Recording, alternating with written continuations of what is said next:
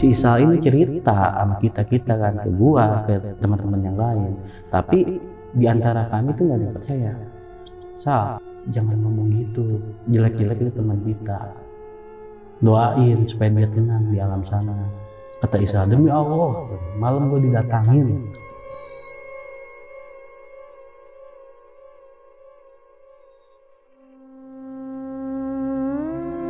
Di malam keduanya, ada teman gue namanya si Harpi ya. Dia di belakang rumah itu lagi masukin ayam-ayam ke dalam kandang. Ada yang nanya sama dia di belakang dia. Weh, kenaon? Dia toleh nggak tahu.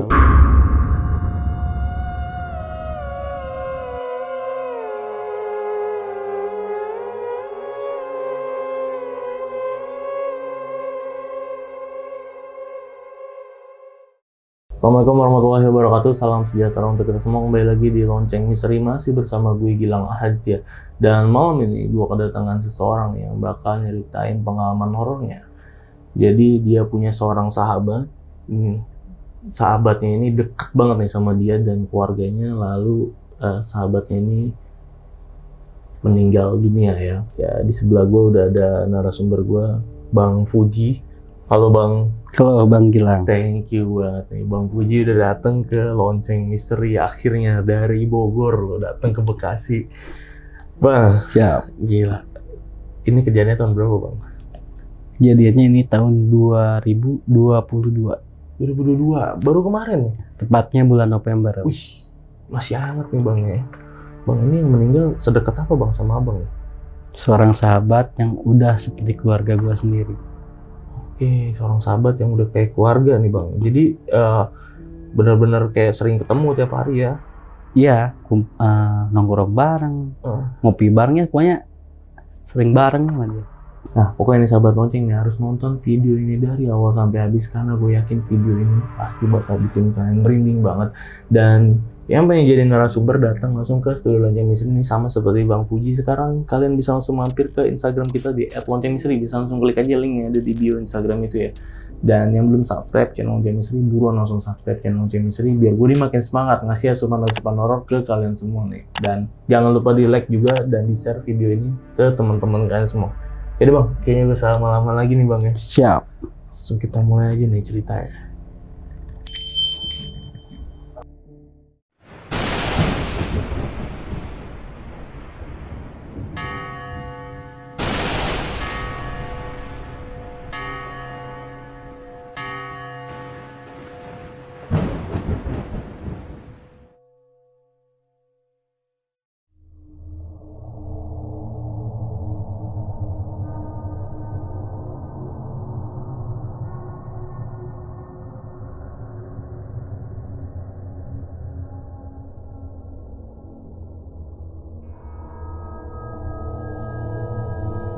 Ini kejadiannya sekitar bulan November lalu.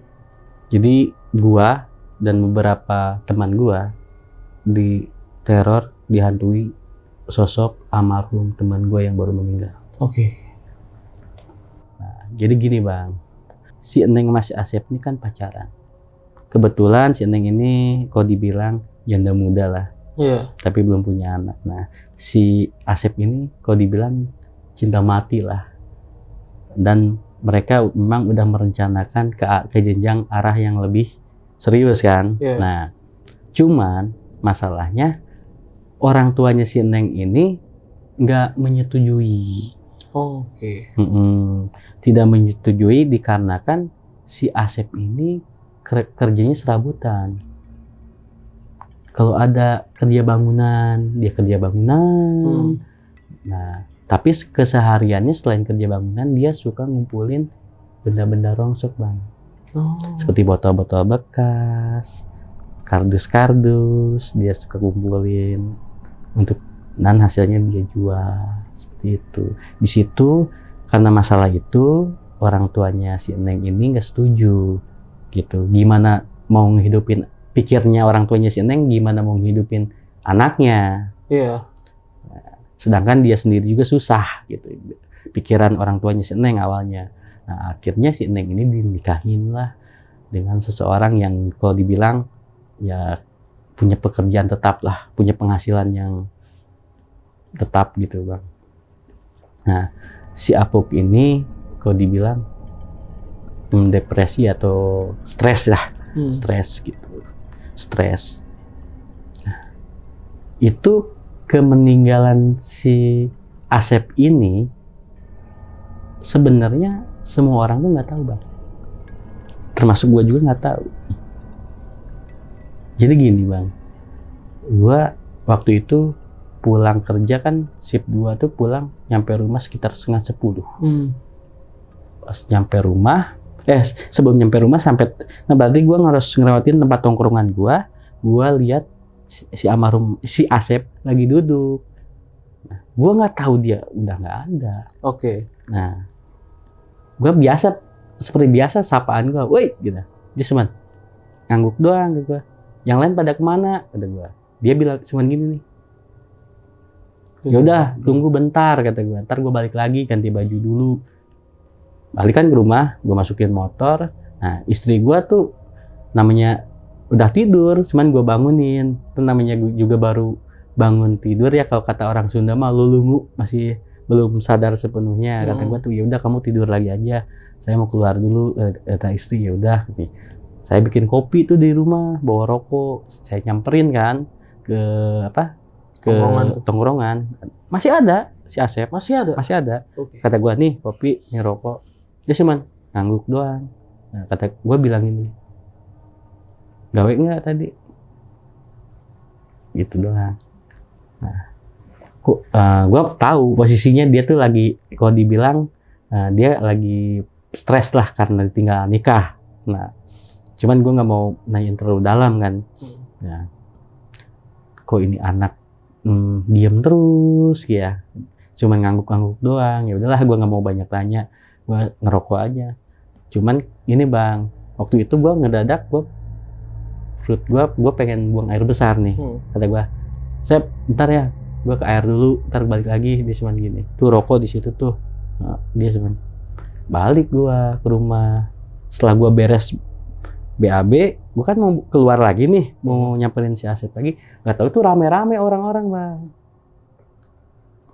Kata gue, mau pada kemana? Nah teman-teman gue bilang, baru balik bukan? Ayo buru, lihat si Asep. Nah, lihat si Asep, ngapain lihat si Asep? Nggak, buru, ayo ke depan, kita ke rumahnya. Gue ngikutin, takutnya si Asep kenapa-napa. Soalnya tadi juga di pos tuh, di tempat tongkrongan, dia sikapnya beda gitu. Gue ikut, nggak tahu pas gue ikut ke rumahnya, dia udah posisi tergantung dengan lidah keluar.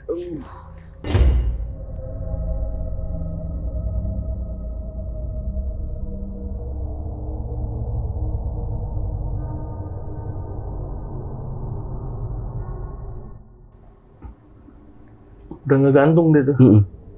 Di dalam dapur.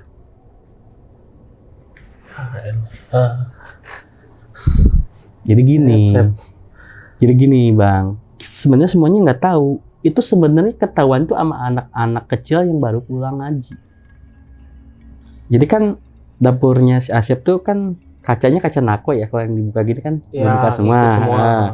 Ini kan cuman pakai hordeng doang. Nah pintu mungkin dia lupa ngunci, mungkin pintu dapur dia. Namanya anak-anak kalau pulang ngaji suka gedor-gedor apa, pas nggak sengaja mungkin bercanda ngegedor pintu dapurnya rumahnya si Asep. Pas kebuka pintunya, nggak tahu si Asep udah tergantung. Dia ngikat itunya di mana tuh? Di ini kan? Jadi gini, ini kan pintu dapur, ini kecil jendela, nah pas tengah-tengah gini. Oh oke. Di kusen ya. Kan namanya juga anak-anak ngelihat kayak gitu kan pada teriak ya. Akhirnya kan warga yang lain kan pada keluar rumah dan ngelihat kondisi, termasuk gua ngelihat lah. Dalam hati gua yang tadi di depan siapa? Tapi di situ gua nggak berani ngomong bang. Nah, akhirnya Pak RT kan nelfon kepolisian kan, karena kita kan nggak ada yang berani untuk turunin kan. Nah, karena takutnya sidik jari kan ya, pasti kena. Nah, setelah laporan ke kepolisian, polisi datang, terus jenazah dibawa untuk diotopsi. Ternyata murni si Asep ini gantung diri. Murni ya? Murni. Nah, pulang setelah dibawa ke rumahnya, baru besok ini makam. Itu awal bang. Awal kenapa si Asep itu meninggal. Nah, ini kita lihat dari kacamata teman gue dulu ya. Awal malam pertama setelah pemakaman almarhum teman gue, itu sekitar jam 1:30 malam. Kita balik dari tempat tongkrongan, dia masuk ke rumah. Dia kan nggak bisa tidur nih katanya. Dia nonton TV. Kan namanya si Isal ya. Iya. Nah, lagi asik nonton TV, tiba-tiba pintu ada yang ngetok bang, 3 kali. Nah, si Isal bilang, masuk aja, nggak dikunci. Isal pikir itu kita-kita gitu. Nggak ada jawaban.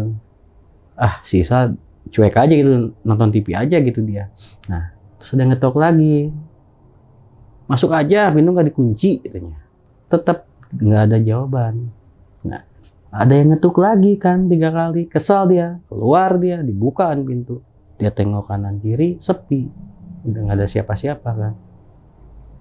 Siapa kata dia yang iseng ya? Ya udah dia tutup lagi, dia kunci, dia balik lagi nonton TV. Jadi posisinya nonton TV di tembokan sini kan kaca nih bang. Kaca. Dia nonton TV di sofa kayak gini, itu TV. Nah, ada yang ngetok kacanya. Truk 3 kali. Wah, dia pikir kita iseng. Dia buka kaca jendela, hordeng jendela dia buka. Nggak tahu pas dia buka itu sosok almarhum teman gua di kaca kayak gini bang. Lidahnya keluar dengan pakaian pocong. Gila. Nah, kan dia kaget ya, takut istri langsung masuk kamar. Nah, kebetulan kan kita udah rumah tangga semua ya, udah pada nikah. Dia langsung masuk kamar, dia langsung selimutan, nutup mukanya pakai selimut gitu. Nah, jelang beberapa saat pas dia muterin badannya, yang dia sangka di samping dia istrinya, nggak tahu itu sosok almarhum teman gua bang. Dengan perampakan pocong, pakaian pocong, lidahnya menjulur keluar. Dia kan histeris sampai teriak-teriak sehingga istrinya bangun. Dia disadarin sama istrinya, istighfar katanya. Kenapa, ada apa katanya. Dia nggak berani tuh cerita sama istrinya, takutnya istrinya takut ya kalau diceritain malam itu juga. Ya udah, akhirnya mereka tidur lagi sampai besok paginya. Nah, si Isal ini cerita sama kita kan, ke gua, ke teman-teman yang lain, tapi di antara kami tuh nggak ada yang percaya. Nggak ada yang percaya nih, termasuk abang nih waktu itu. Saya nggak percaya, makan saya marah. Sal, jangan ngomong gitu, jelek-jelek itu teman kita. Doain supaya dia tenang di alam sana, bukan dibilang dia jadi pocong. Nah, kata Isa, demi Allah, malam gue didatangin. Nah, kita satu pun gak ada yang percaya. Nah, di malam keduanya, setelah kematian teman gue itu, di malam keduanya itu masih siang bang, itu menjelang maghrib. Ada teman gue namanya si Harpi ya, dia kan seneng miara ayam. Nah, dia di belakang rumahnya tuh lagi masukin ayam-ayam ke dalam kandang. Ada yang nanya sama dia di belakang dia, kayak gini bang, tapi ngomongnya tuh agak berat seperti gini. Weh, kenaon? Kata Harpi, lah siapa yang ngomong? Dia lihat ke kanan, ke samping gitu, ke belakang, sampai dia diri nggak ada siapa-siapa. Jongkok lagi dia masukin ayam. Weh, kenaon? Dia toleng nggak tahu di belakangnya udah ada sosok almarhum bang, lagi diri dengan pakaian pocong, lidahnya muncul, dan wajahnya memang wajah almarhum teman kami. Kain kafannya gimana bang? Pocongan, bersih, kotor yang dilihat waktu itu. Ya yang dilihat sama Harpi sih layaknya pocong gimana sih bang? Gitu. Di situ Harpi langsung teriak masuk ke dalam rumah. Nah, Malamnya setelah kita ikut tahlilan malam kedua, malamnya kita kumpul di tempat biasa kumpul. Harpi cerita kejadian tadi maghrib.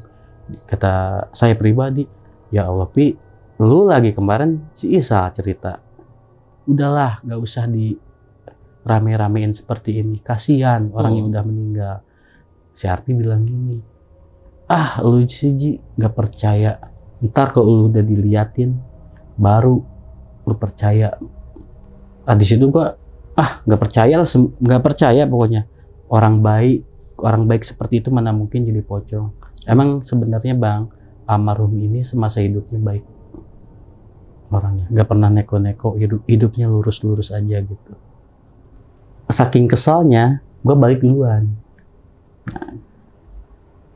ke rumah, tapi kebetulan rokok gue habis, gue nyari rokok dulu.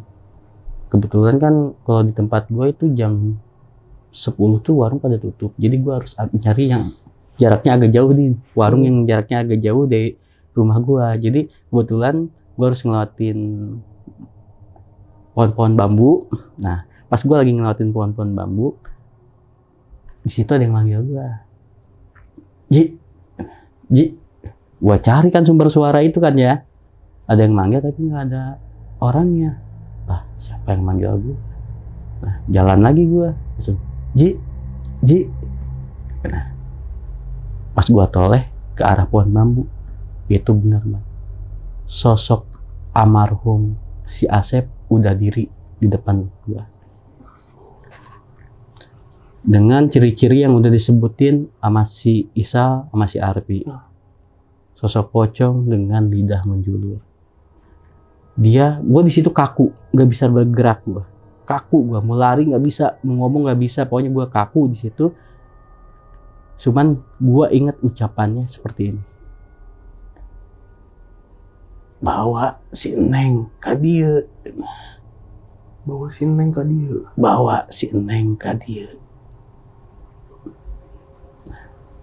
Jadi gini Bang, si Neng ini kalau dibilang pacarnya beliau. Oke. Cuman si Neng ini kan statusnya kan janda ya. Orang tuanya si Neng ini nggak suka sama hubungan si Neng sama si Asep ini. Jadi si Neng dikawinin sama orang lain. Dinikahin sama orang tuanya, dinikahin sama cowok lain yang mungkin materinya lebih dari si Asep.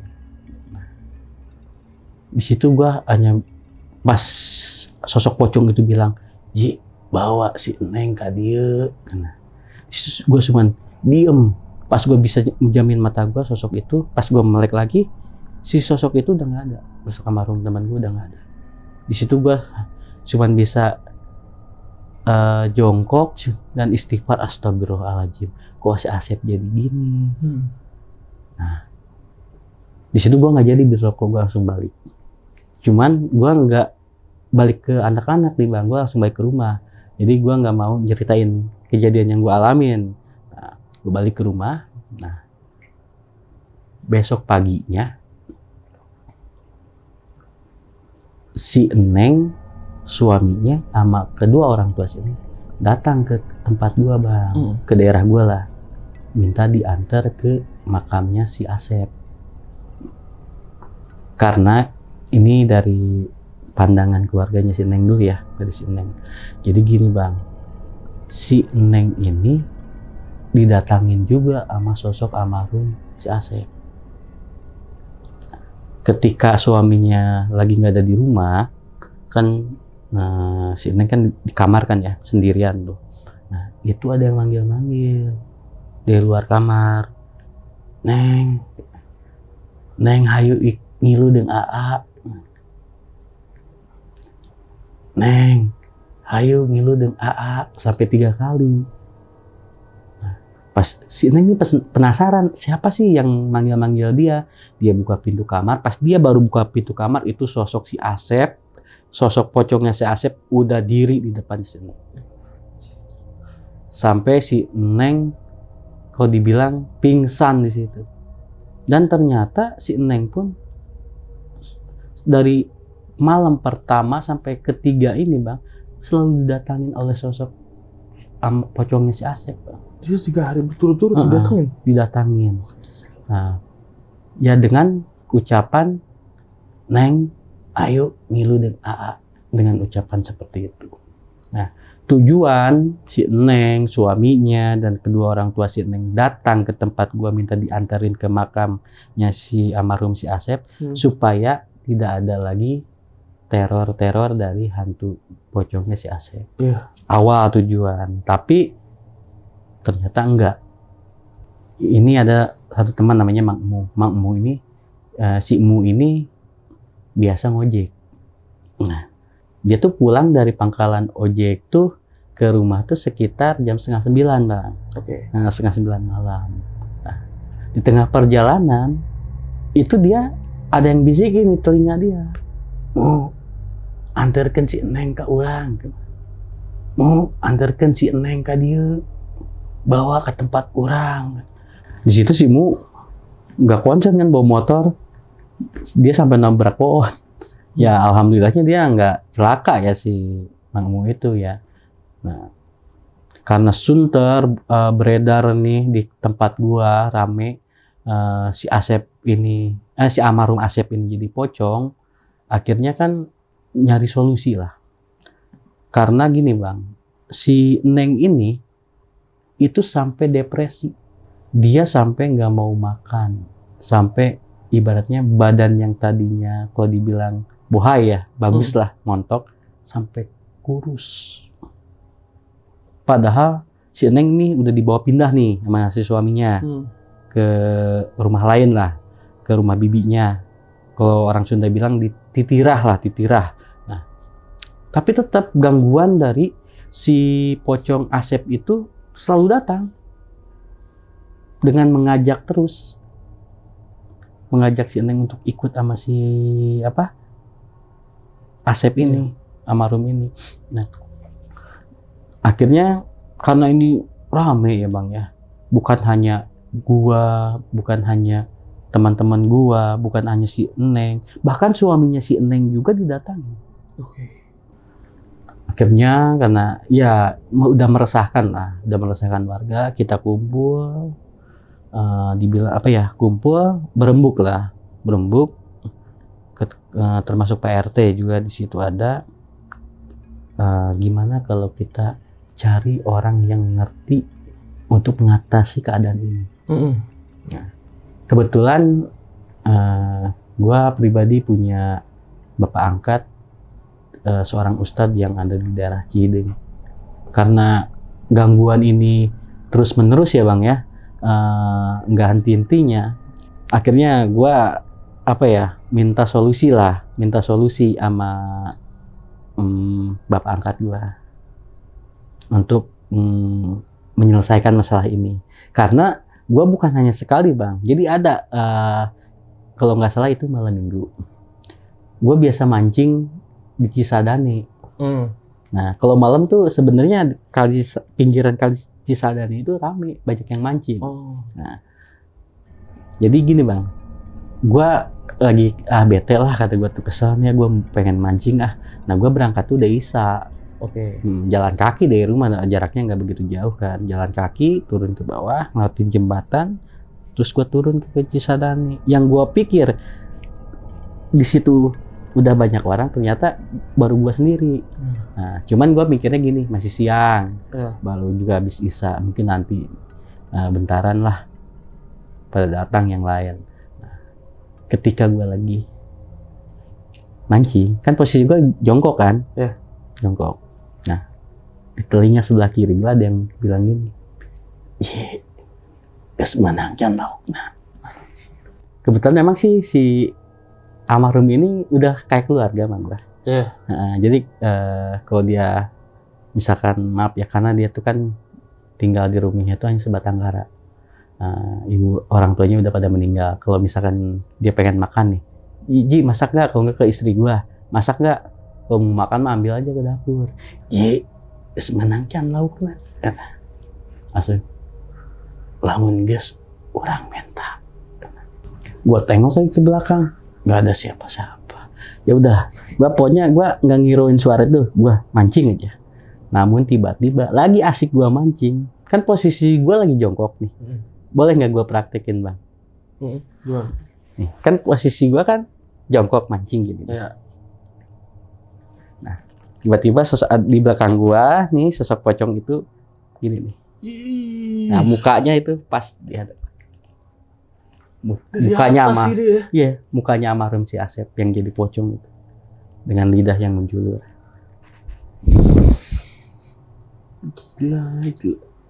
Di situ gue udah nggak ambil pusing, Bang, lari gue ke atas, Langsung lari gue.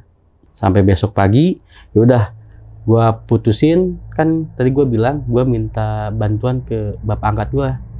Nah, bapak angkat gue cuma bilang, insya Allah, mudah-mudahan bapak bisa nyelesain masalah ini.